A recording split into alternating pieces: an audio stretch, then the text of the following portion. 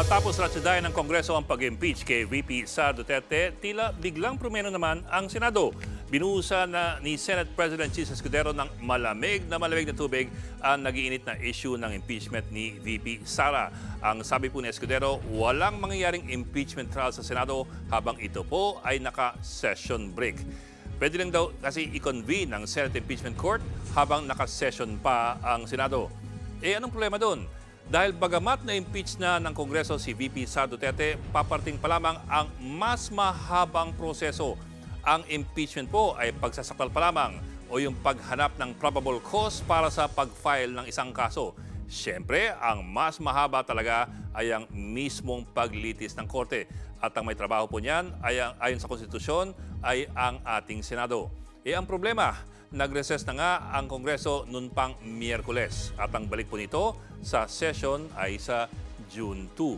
Sa makatwid, kung hindi po gagalaw ang Senado dahil lang siya ay naka-recess, mahigit 3 buwan na itetenga ng Senado ang Articles of Impeachment. Mauna pa po ang 2025 elections. Ang tanong, bawal nga ba mag-convene ang Senado bilang impeachment court habang ito po ay naka-recess? Ang problema, ang detalye na ito ay hindi po binabanggit sa konstitusyon or sa Senate rules. Sa 1987 Constitution, nakalagay lamang na ang Senado ang siyang may kapangyarihan na ilitis ang Articles of Impeachment matapos po itong ipasa ng Kongreso.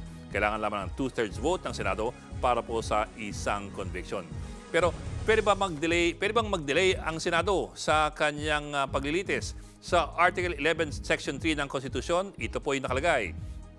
In case the verified complaint is filed by at least a third of the House, the same shall constitute the Articles of Impeachment, and trial by the Senate shall forthwith proceed. Ito pong last 2 words, forthwith proceed.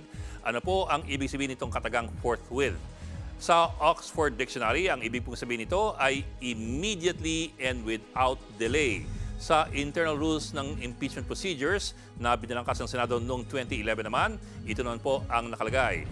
Kapag pinasa na ng Kongreso sa Senado o pag pinasa ng Kongreso sa Senado ang Articles of Impeachment, i-inform lamang ng Senate President ang Kongreso na kanya nang natanggap ang articles at handa na silang kilalanin ang House prosecutors on such time and date as the Senate may specify. Ito pa, ayon po sa Senate rules, kapag nakuha na ng Senado ang Articles of Impeachment, magdedesisyon ng Senado kung kailan ito susuriin ang kaso. Pero kung kailan yon, wala pong nakalagay. At sa rules din, tuloy-tuloy lamang ang sesyon hanggang sa magkaroon na ng desisyon sa paglilitis. Yun lang, wala nga nakalagay kung may deadline ng Senado para aksyonan ang Articles of Impeachment. Kaya't po ang malaking tanong ngayon, dahil lang ba sa recess, pwedeng isantabi ng Senado ang Articles of Impeachment ng 3 buong buwan bago nito simulan ang paglilitis kay VP Sara Duterte. Ang sabi kasi ni Senate President Chis Escudero, pwede lamang magpatawag ng special session ng Pangulo para sa mga priority bills at hindi po para sa impeachment. Sa panig naman ng Malacanang, sinabi ng Pangulo na bukas siyang magpatawag ng special session basta't hihilingin ito ng Senado. At kung hindi raw ito hihilingin ng Senado, hindi siya magpapatawag.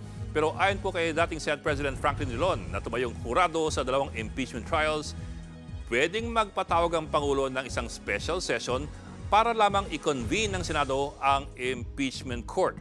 Ayon sa Article 6, Section 15 ng Konstitusyon, pwede ipatawag ng Pangulo anumang oras sa isang special session ang Kongreso. At ayon po kay Drilon, ang special session na yan ay hindi lamang limitado sa pagbabalangkas ng batas. Ito pa, pwede rin daw ito gawin ng kusa ng Pangulo kahit walang request mula sa Senado. Dahil po ito ay kapangyarihan na binibigay ng konstitusyon sa isang Pangulo. So, ang tanong lang, kung merong gagalaw nga ng kusa o mag-iintayan lang ba ang dalawa gaya po na nangyari sa nakaraang 2 buwan? Mga kapatid, Ed Lingaw po, maging maalam at may pakialam sa mga napapanahong balita sa ating bansa. Para sa mas malalimang pagtalakay at paghimay sa mga issue at headlines, tumutok lamang at pag-subscribe sa social media pages ng News 5.